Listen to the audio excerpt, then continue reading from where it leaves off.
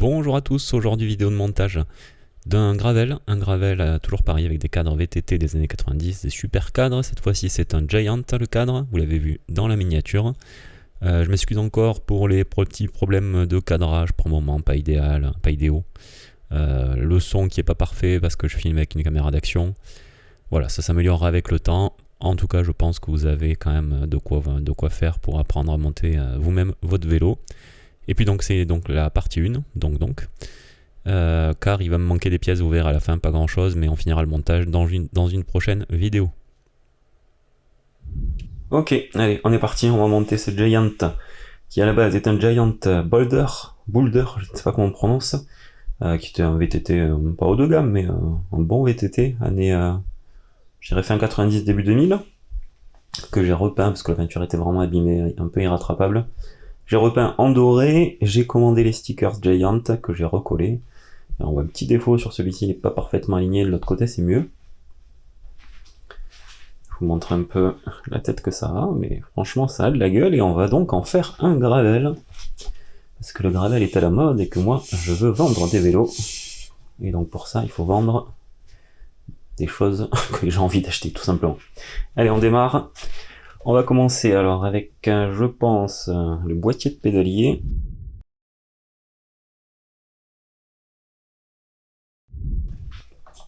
On va voir au niveau des entretoises, je sais jamais combien il en faut.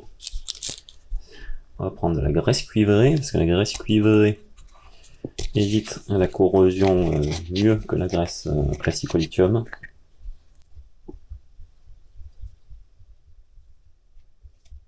Voilà, ça sert à rien de mettre partout, parce qu'en fait si vous mettez au début du filetage, ça ne fait que... ça va reculer au fur et à mesure que vous vissez. Donc pas besoin d'en mettre plus. Je vais me mettre à hauteur que vous voyez. Ouais, c'est mieux là. Alors d'ailleurs, j'en ai pas parlé, mais je vais vous mettre, si j'y pense, hein. Si j'oublie, vous me le dites en commentaire, je suis con, je vis ça à l'envers. Toutes les pièces en lien dans la description. Donc là, c'est un boîtier de pédalier Z-Race, c'est une bonne marque chinoise. Franchement, j'ai eu aucun souci sur tous les boîtiers de pédalier que j'ai montés avec cette marque. Et même, il y a des pédaliers qui sont de très bonne qualité. Très stylés, je trouve. Voilà, on s'arrête juste à la main comme ça. C'est vraiment tout un art de filmer en montant, enfin en travaillant quoi. Voilà. On démarre toujours en l'envers quand on visse. Et que vous avez un petit clock, ça veut dire que le filetage c'est pris. Et donc là vous pouvez visser sans problème. Ok. Pédalier, alors c'est pas XT, je crois que c'est Goldix la marque.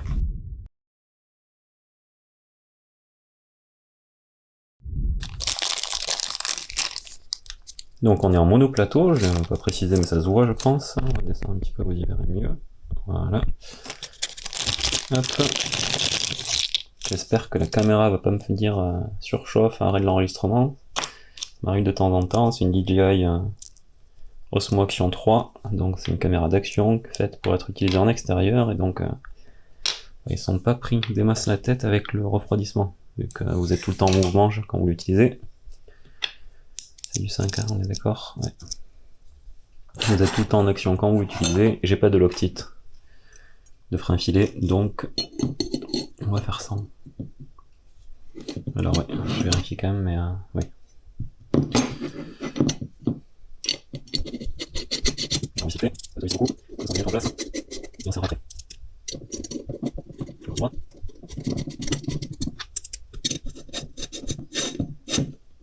Voilà, maintenant vous pouvez y aller.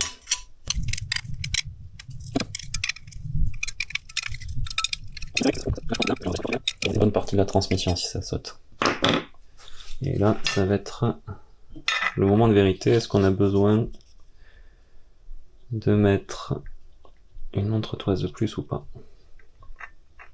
pour arriver à serrer correctement? Tac, et puis j'en mettrai de l'autre côté après.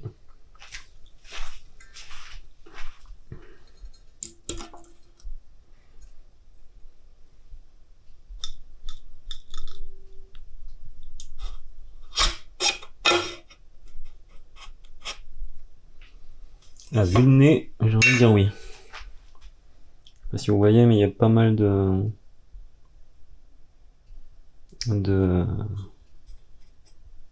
J'ai pas le mot. Ça sort un peu trop, quoi. Ça c'est rien, ça n'a pas de derrière.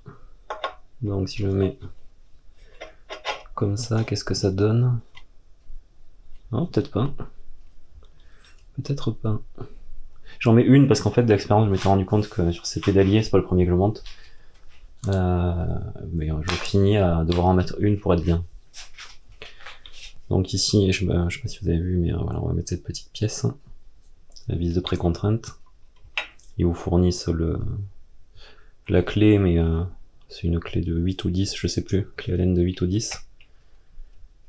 Donc si vous avez pas ça, si vous le perdez, c'est vraiment pas dramatique. On a un micro-jeu. Non. Si, on a un micro-jeu. Donc, on va rajouter une entretoise de ce côté-ci. Vous vous souvenez comment j'ai mis la graisse? Juste sur les 2-3 premiers filets. Mais quand vous vissez, ça se répartit de manière équitable. Donc une entretoise, on revisse.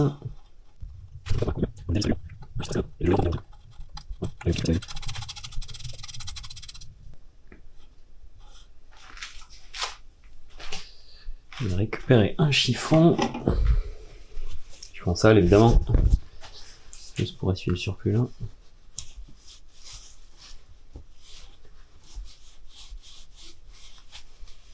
Voilà. On remet, on enfonce bien. On reprend notre manivelle.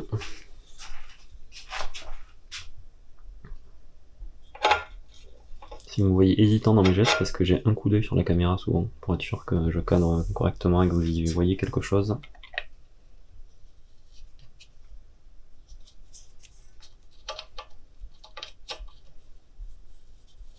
Voilà.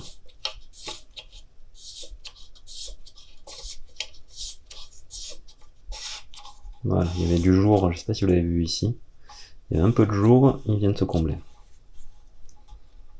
Voilà, et maintenant on revérifie. J'ai plus de jeu. Nickel, on peut visser.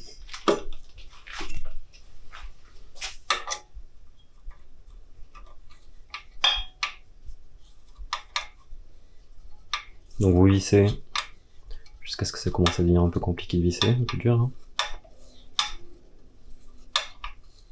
La première vis, voilà, là c'est un peu dur. On passe sur l'autre.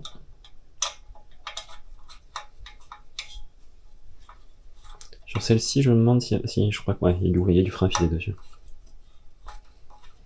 Faudrait que j'en rachète du lactite bleu.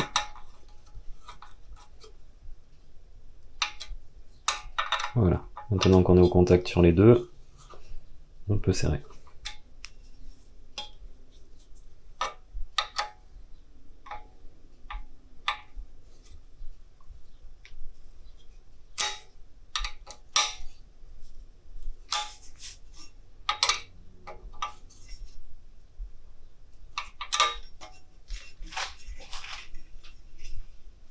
Ok. Jeu de direction ZTTO, qui est, je pense, une copie de Nito.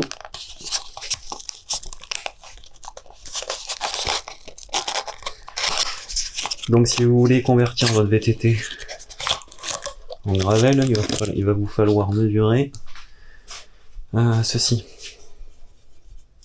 Donc là je sais que c'est du 34 ici, 34 ici, je l'ai mesuré. Donc quand vous commandez votre pièce, lui fournissent les tours en plus magnifique. Quand vous commandez votre jeu de direction, vous faites bien en sorte d'avoir, de ne pas vous tromper avec la cuvette. Vous voyez? Donc là j'ai le haut. Là j'ai le bas, avec la... j'ai oublié la bague fendue, mais celle qui se repose sur la fourche. Et voilà, elle va venir se mettre comme ceci. Je sais plus. Après, ça c'est pour tout ce qui est vélo pas récent, on va dire. Les vélos récents, maintenant, les cuvettes font partie intégrante du cadre.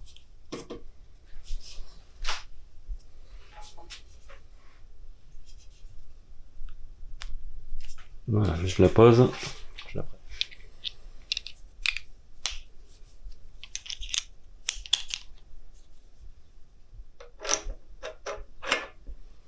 Voilà. Ici, vous avez donc cette pièce pour bloquer par-dessous. Un cadre.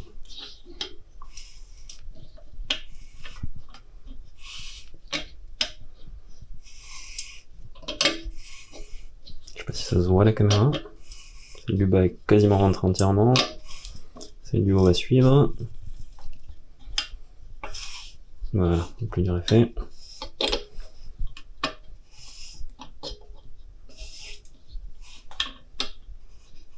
Et voilà.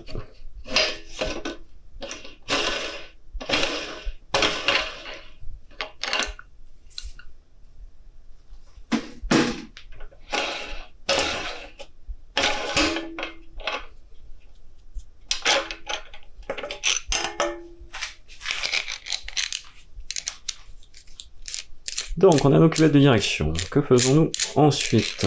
Ensuite, nous allons mettre nos roulements. Avec un peu de gras. Parce que le gras, c'est la vie.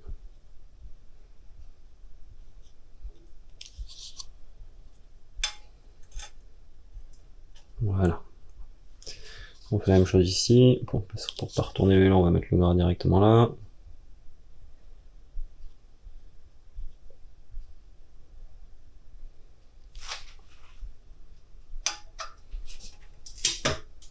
Voilà, les roulements sont posés. On va passer à la fourche.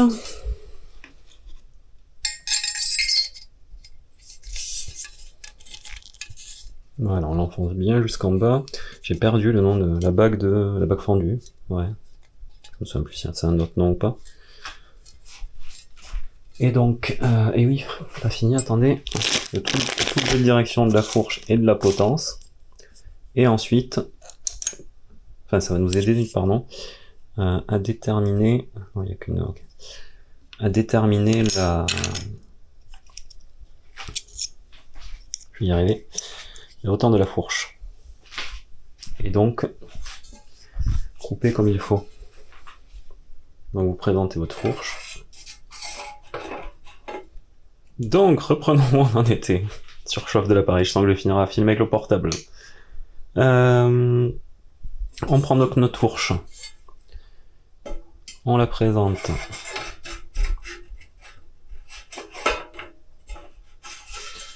Voilà, comme ceci.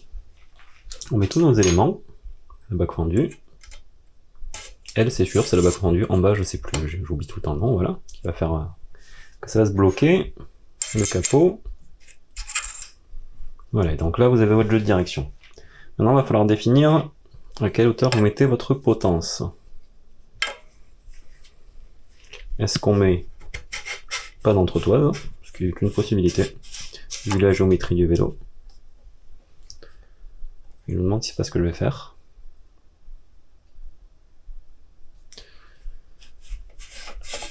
Ou alors, est-ce qu'on met une entretoise?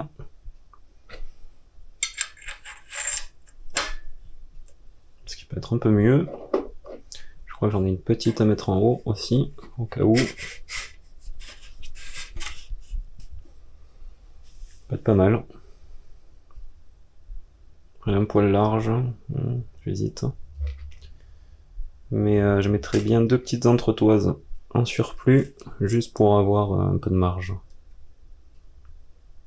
Donc ouais, ce qu'on va faire, c'est qu'on va garder cette marge de deux entretoises que je mettrai par-dessus. Et donc ce qu'on va faire, c'est marquer la fourche. Alors là, ça va pas être le top. Ça va, ça va. Voilà, qu'est-ce que ça donne tout ça? Est-ce que c'est visible? Pas du tout.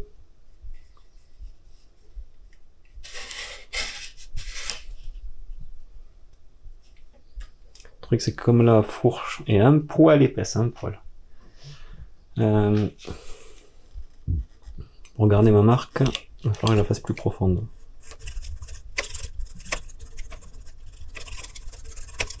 Voilà. Voyons voir ce que ça donne ça. Putain, je l'ai toujours pas. Alors c'est moi qui la cache. Non, je l'ai là, je la vois, c'est bon. Ouais, pardon. Ouais, vous allez rien voir, mais moi je l'ai ici là. Voilà, vous voyez, je bute là. Donc là, on est bon. On enlève notre fourche. On récupère nos éléments. Et on va couper un poil en dessous de la marque qu'on a fait. On utilise ceci, qui va nous permettre de couper notre fourche à la dimension souhaitée. Donc je fais ça hors caméra, c'est pas très compliqué. Vous mettez comme ceci, vous vissez ici, ouais voilà, vous vissez ici, et en fait vous avez la lame, là, vous avez cette lame là, qui est sur enroulement, qui va cisailler, vous coupez, au fur et à mesure, vous revissez ici pour qu'il y ait plus de pression, et puis vous allez finir par couper votre fourche. Ok, donc c'est fait, je vous ramasse le petit bout pour vous montrer, voilà. Donc j'ai bavuré avec du papier à 180 à l'extrémité ici, un peu à l'intérieur aussi. Et donc vous voyez, on a une coupe vraiment franche et nette. Du travail de pro. Voilà. Donc ça, plus besoin. Ce qu'il va falloir faire maintenant, c'est insérer cette petite chose. Alors attendez, je vous mets la lumière, voilà. Une petite étoile qui se met dedans et qui se rentre en force. Alors là-dessus, il va falloir un outil particulier. Rassurez-vous, tous les outils que j'utilise, je ne sais pas s'il y en a un qui dépasse les 40 €. Il va vous falloir ceci.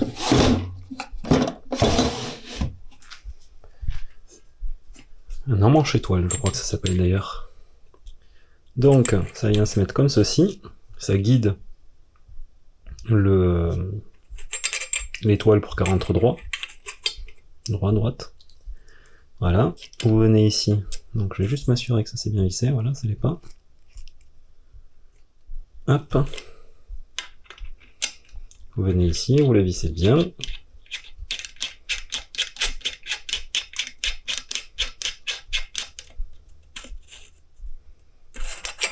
Voilà. On est bien à fleur ici.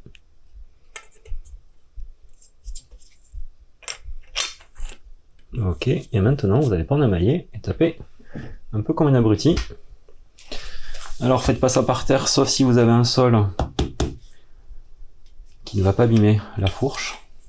Sinon vous mettez une cale de bois et ça le fait aussi. Et je vais vous remonter. Encore. Voilà, et maintenant vous tapez.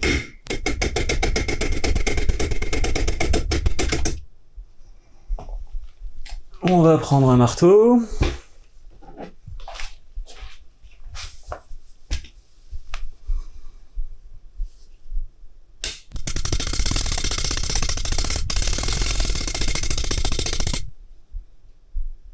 Et je n'ai rien enfoncé. Je vais du coup, je pense, un peu limer l'intérieur pour aider le démarrage. Je vous retrouve après. Voilà, je reprends là. Je termine Hop. Je termine de l'enfoncer. Il faut l'enfoncer à 5 mm au-dessus du niveau de en dessous du niveau de la fourche. Voilà, là on est bien.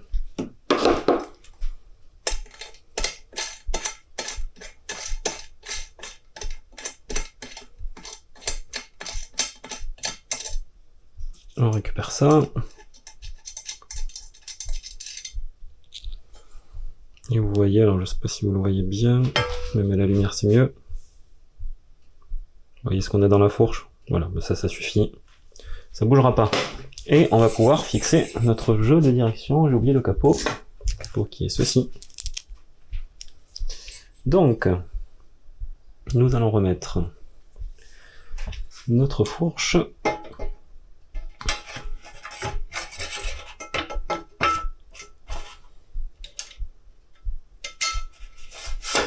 Voilà.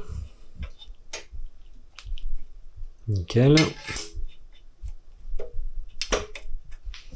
Entre toises. Voilà. On reprend les deux petites entretoises qui vont servir à la compression. Hop. Vous y voyez pas très bien, je viens de me le remarquer. Voilà, ces deux petites entretoises là. Là j'ai pas assez de hauteur. Je pense qu'une suffirait. On va jouer la sécurité, en mettre deux.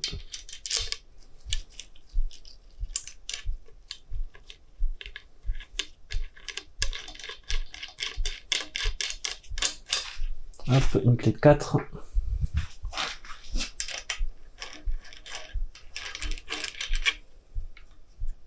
On essaie d'aligner la marque, c'est toujours mieux. Oh, tu vois, il n'y a rien. Là, c'est mieux.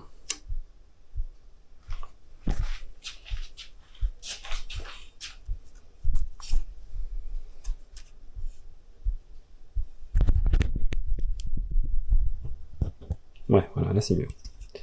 Ok, donc je disais, on essaie d'aligner la marque.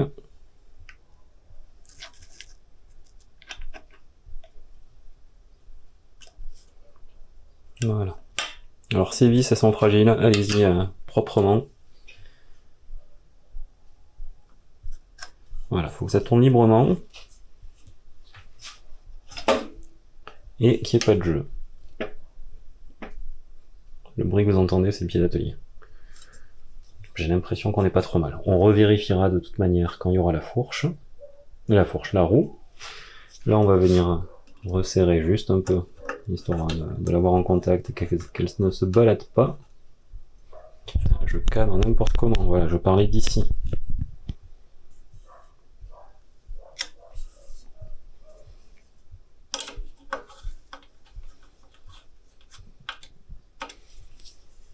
Voilà. Et donc là, on n'est pas trop mal. Ok, bah tiens, tant qu'on y est, on va en profiter pour mettre le cintre.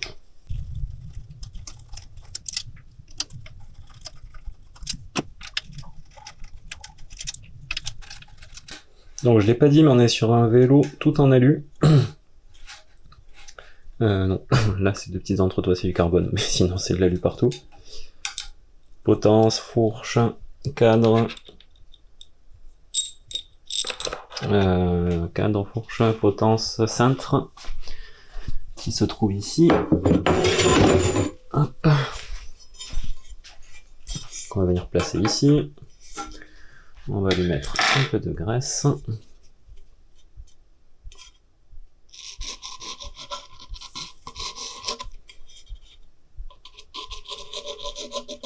va pas besoin d'en mettre des tonnes, c'est juste éviter la rouille et que ça fusionne entre guillemets. Enfin entre guillemets non, c'est le mot. On va juste faire ça pour qu'elle se répartisse bien.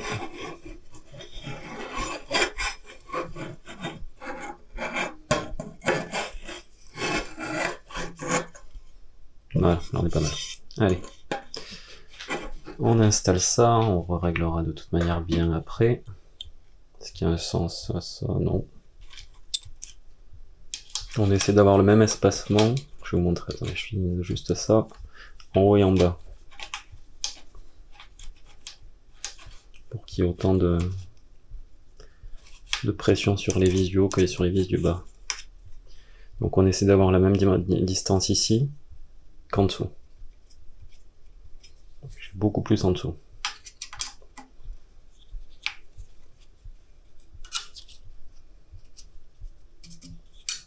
Beaucoup plus au-dessus, non. Voilà, on est pas mal. On va juste... Mais je suis con, j'ai essayé, mais j'ai pas centré le cintre.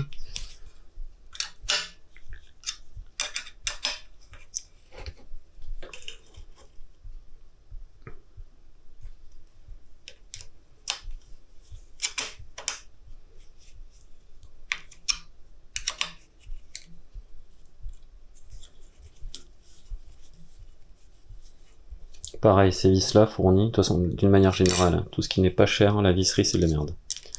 Donc si vous pouvez, changez-les, sinon, allez-y délicatement. Surtout si vous montez, démontez régulièrement les pièces sur votre vélo. Donc on n'y va jamais avec ce côté un peu rond de la clé pour serrer, on y va toujours avec le côté bien carré.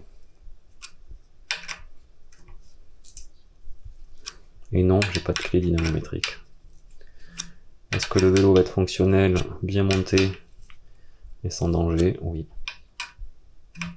Après, si, je ferais que je fasse une wishlist Amazon. S'il y en a qui sont chauds, pour me faire un petit cadeau de temps en temps. Bêtise, bêtise.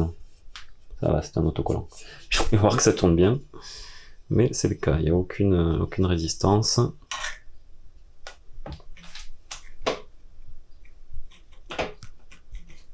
Avant, arrière, j'ai aucune résistance, très bien.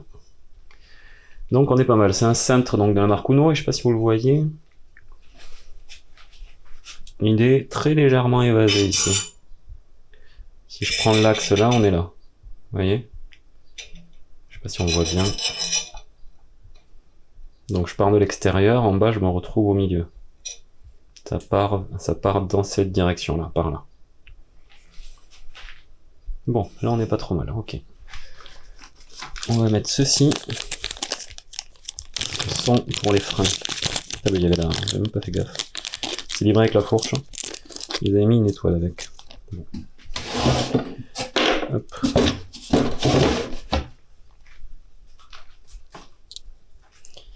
Et je crois que c'est une clé de 15, si je me trompe pas. Pas du tout, rien à voir. Putain, ça va être une clé de 12 que j'ai pas ici, je l'ai là. Ah non, même pas. Putain, mais c'est du 9. Ah ouais? C'est du 9.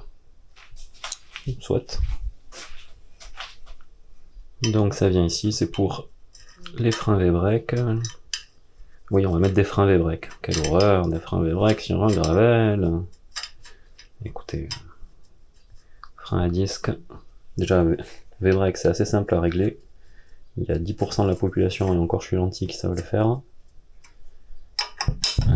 Frein à disque, autant vous dire que c'est pas vous qui allez le faire, donc ça va vous coûter de l'argent si c'est quelqu'un d'autre qui le fait pour vous.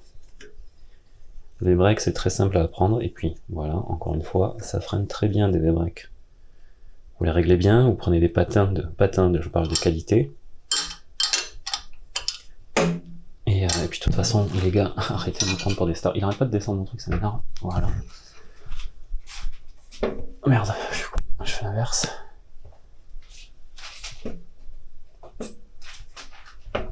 Voilà. Ouais, ne vous croyez pas trop fort. Vous n'avez ni la technique, ni le niveau pour avoir besoin. Je parle des gens normaux. Hein. Ni la technique, ni la pratique, voilà, pour avoir besoin de freins à disque. Et puis des freins à disque, c'est plus lourd. Donc, comme les gens normaux préfèrent un vélo léger plutôt qu'alléger leur propre corps, c'est plus facile à faire d'avoir un vélo léger, et bien, les freins V-brake sont le meilleur compromis entre puissance de freinage, poids et facilité de réparation. De réglage, entre autres. Je galère. Ah oui, d'accord, je voyais le plat. Voilà, ça vous le serrez bien. C'est ce qui va faire que vos freins ne bougeront pas. Et j'ai pas serré la potence, mais c'est normal. Ok, bon, il commence à avoir une gueule de vélo. Il faut que j'arrête de me cambrer là. Voilà. C'est mieux comme ça. Il commence à avoir une gueule de vélo. Alors, bah, si vous prenez un cadre VTT, la géométrie d'un cadre VTT fait que votre guidon va se retrouver. Ah, mais voilà, tu vas descendre. Votre guidon sur un VTT se retrouve ici, sur cette ligne là. Vous voyez pas bien. Descend encore, voilà. Va se retrouver donc ici, sur cette ligne. Vos cocottes, elles, vont se retrouver là. Donc vous avez, dans environ la dimension de la clé, en plus en longueur. Donc si vous mettez une potence de même 60, là c'est une de 35 ou 45, je sais plus, j'aurais 45 mais j'ai un doute. Ouais non, c'est une 45. Si vous mettez une potence de 60, de 80, votre guidon va se retrouver là. À peu près, enfin vous-même, sur le guidon. Ça va prendre en compte pour votre taille. Là on est sur un cadre M, ça peut faire trop long, beaucoup trop long. Alors vous allez avoir une posture course, hein, ça c'est sûr, hein, vous allez être aéro. Mais par contre, niveau confort, vous allez être un peu mal, quoi.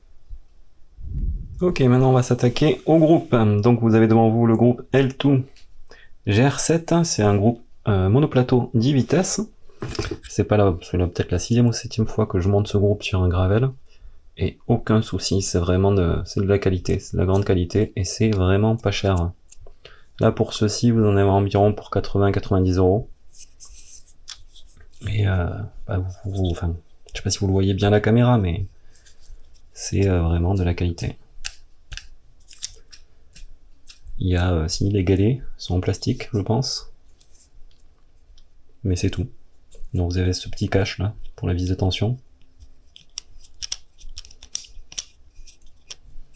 Que je vais revisser d'ailleurs. Et non, rien à dire, ça fonctionne du tonnerre cette transmission. C'est pas la plus légère, je vous l'accorde. Mais pour le prix, elle est géniale. Ok, j'ai retrouvé ma vis, elle est ici. Et bon à savoir, c'est les mêmes vis que pour les plateaux. Que pour visser les plateaux sur la manivelle. C'est pas pratique de vous filmer en même temps.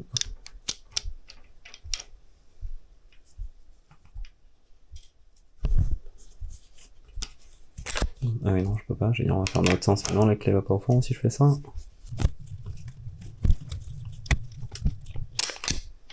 Voilà.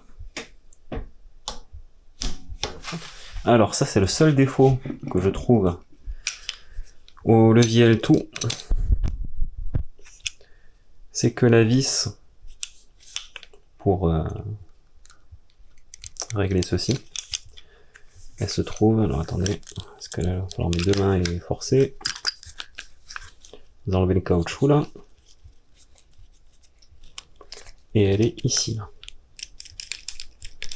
Et pour y accéder, voilà, vous passez comme ça, en même temps être dans l'axe. Si vous manquez de force dans les mains, faites-vous aider. Voilà, ça y est, elle est passée.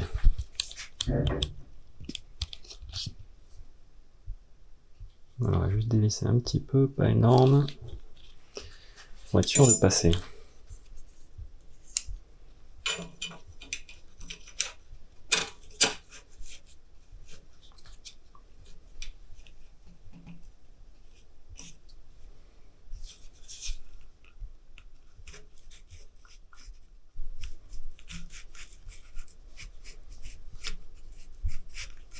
Le début qui est un peu dur, je vais dévisser encore un peu.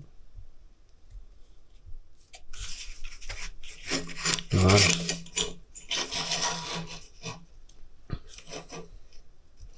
Alors je vais les mettre, comme on dit chez moi, à bisto des nas, jusqu'à tienne.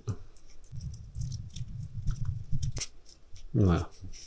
Et maintenant, quand vous avez bien galéré à le mettre, vous galérez bien à l'enlever parce qu'il faut tirer dans l'axe.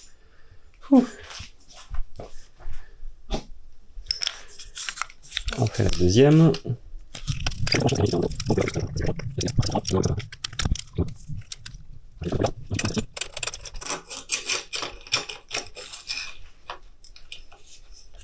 Et pareil, on met en place légèrement.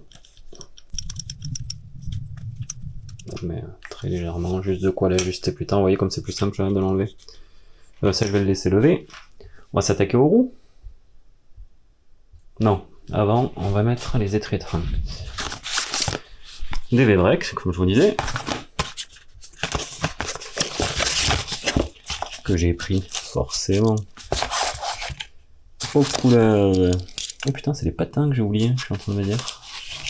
Patins de frein. Ouais, j'en ai d'occasion. Je mettrai ceux d'occasion et puis j'en rachèterai.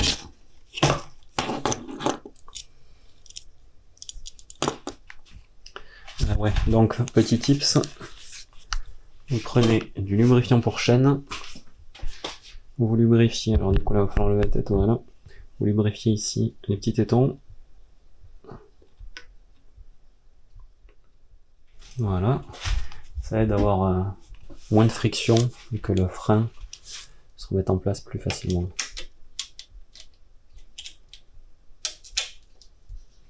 Où viser, putain, on voyait rien. Où viser, il y a 3 petits trous, je vais essayer de trouver une image, je pense. Voilà.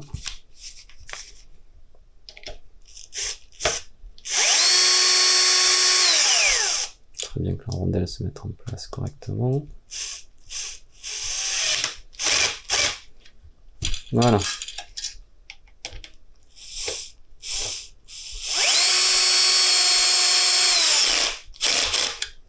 Voilà.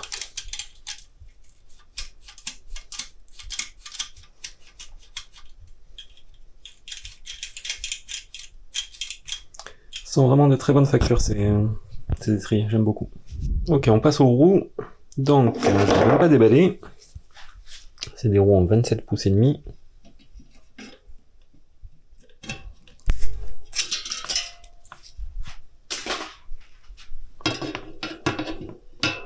C'est pas les plus légères, je suis d'accord, c'est des roues en alu.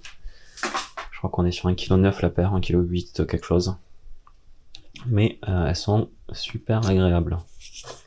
Qui est une cassette en 1142. 10, oui, 1142, je fais pas de bêtises. Ah oui, 10 vitesses, pardon. J'étais à 1042, j'ai pris du 1042. Oui, forcément. Donc étagement. Je me trompe pas, 11, 13.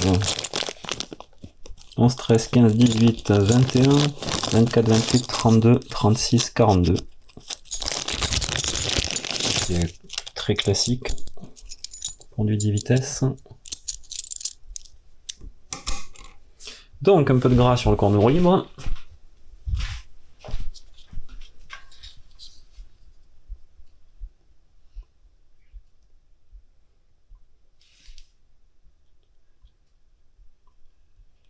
Toujours pareil là, ceux qui en mettent partout comme ça là, c'est inutile.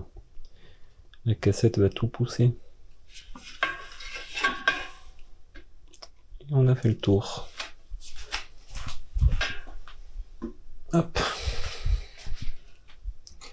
Donc, je vais essayer de vous montrer ça en repère. Le petit bitonio qui est pas hyper repérable avec la graisse par-dessus, qui est ici. Donc vous avez des rainures. Vous avez une toute petite qui se trouve là. Le reflet c'est pas GG. Celle-ci là. Et bien vous faites la même chose. Vous repérez ici le petit. Et je galère. Il est là.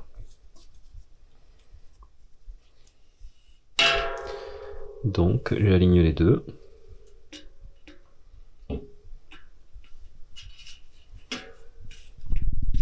Non.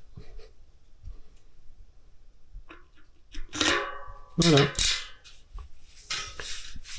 Je fais comme ça juste pour que vous voyez, mais c'est pas pratique, je dois vous avouer. Ici pareil, on repère le petit qui est là.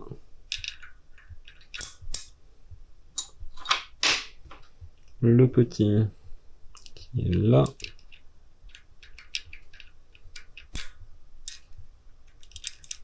Voilà. Il reste plus qu'à serrer.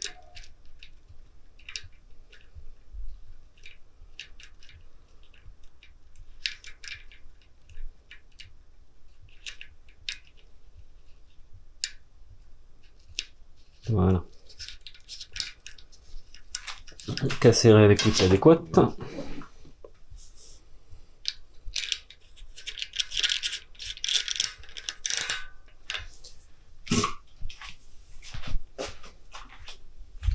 Ça se sert à, si je me souviens bien, 40 Nm, oui non, c'était j'allais dire 54, je sais pas pourquoi. Donc 44 Nm. Autant vous dire que ça se sert fort. Donc si vous avez, j'ai la clé dynamo là, mais 40 Nm, bon. Vous n'êtes pas sur un vélo tout carbone.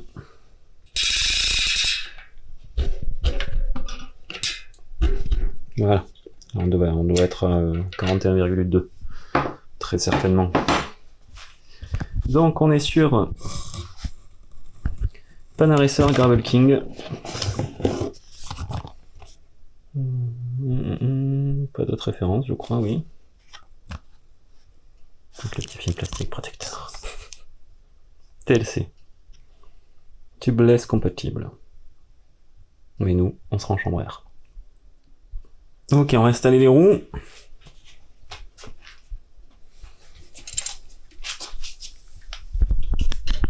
Hop, vous y voyez bien, j'espère.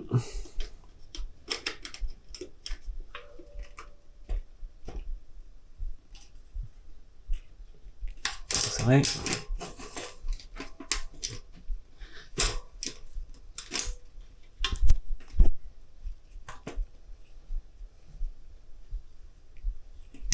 Voilà.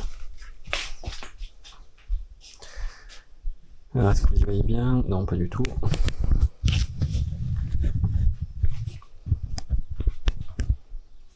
Voilà. Alors ouais, on a de la marge. Parce que cette fourche, alors son grand avantage, c'est qu'on peut mettre des V-breaks ainsi que des freins à disque en bas, je sais pas si vous le voyez. Ici, là. Là. Voilà. Et on peut mettre des 27,5, 28, 29 pouces. Et elle coûte une cinquantaine d'euros. En alu, donc assez légère. Donc voilà, vous pouvez mettre là des méga pneus si vous avez envie. Si vous voulez me faire mettre du 55, je sais même pas si ça doit exister, du 60, du fat bike. Bref. Allez, on met la roue arrière. Ces pneus, je les aime vraiment beaucoup. On peut les trouver, ils sont régulièrement en promo sur les sites allemands. Et donc, vous allez sur le Trix, vous les payez 50 euros le pneu environ. Un peu moins, peut-être 48, un truc du genre. Sur les sites allemands, je les trouve à 30-35 euros le pneu. Ce qui reste totalement correct.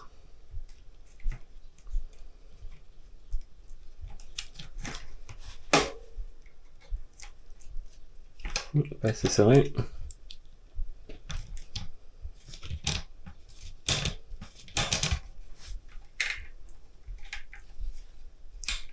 Toujours pas assez serré.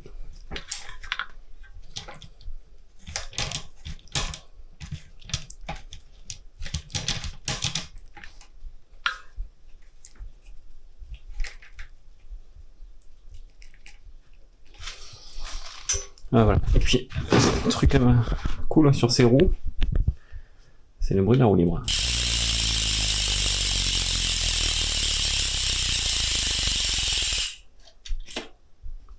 Et les roulements sont lumineux sur ces roues. Vraiment. Bon, ça commence à ressembler à un vélo. Non? Vous n'êtes pas d'accord? J'étais en train de me dire que j'allais manquer de deux choses. Bon, des patins neufs, c'est pas la fin du monde, j'en ai des d'occasion qui feront l'affaire pour tester le fonctionnement du vélo, mais c'est le convertisseur de tension. Si je veux avoir le bon tirage au niveau des câbles de frein entre les cocottes route et les V-breaks, ça existe, mais j'ai oublié d'en acheter.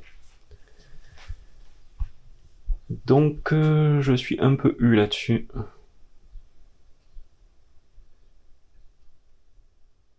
Ce qui me reste à monter, c'est pas grand-chose, c'est la chaîne.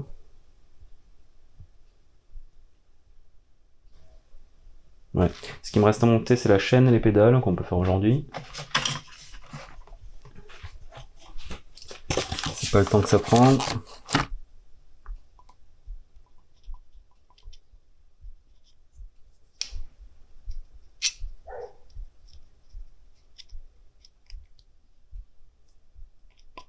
Voilà.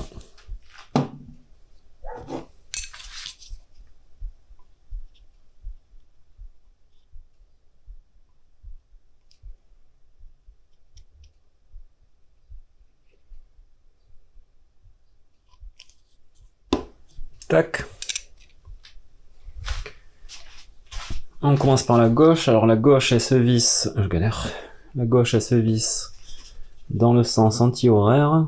Donc midi, 6h en bas, 9h, 3h. Ici 3h, midi, 9h, 6h en bas. On part de midi, on va vers 6h. Ok. Donc vu que je vais le visser par là, ça va me faire un sens horaire pour moi, mais si vous êtes en face, c'est anti-horaire.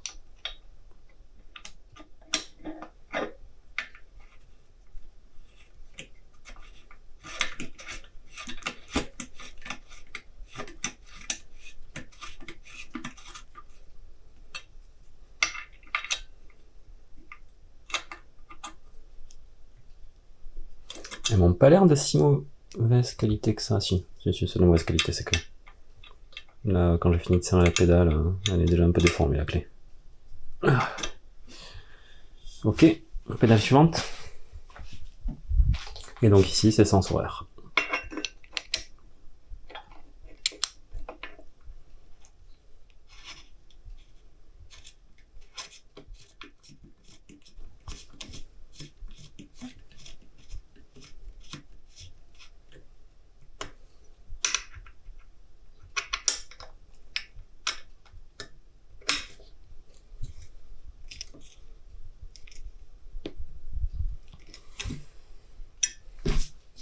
Pas mal.